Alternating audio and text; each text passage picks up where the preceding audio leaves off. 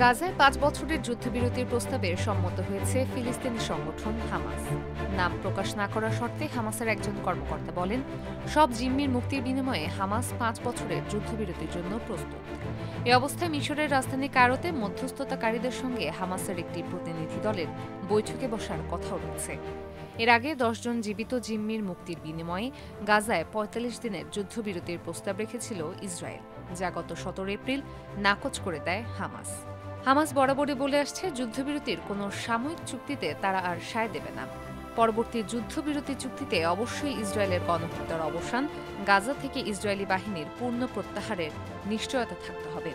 অন্যদিকে নেতানিয়াহু প্রশাসনের পক্ষ থেকে দাবি করা হচ্ছে, পরবর্তী চুক্তিতে সব জিম্মির মুক্তি, হামাস সহ গাজার অন্যান্য সশস্ত্র গোষ্ঠীর নিরস্ত্রীকরণের নিশ্চয়তা থাকতে হবে।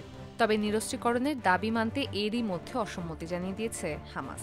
দখলদারিত্ব ও শোষণের বিরুদ্ধে অস্ত্র ধারণ তাদের জন্মগত অধিকার বলে সাফ জানিয়ে দিয়েছে হামাস।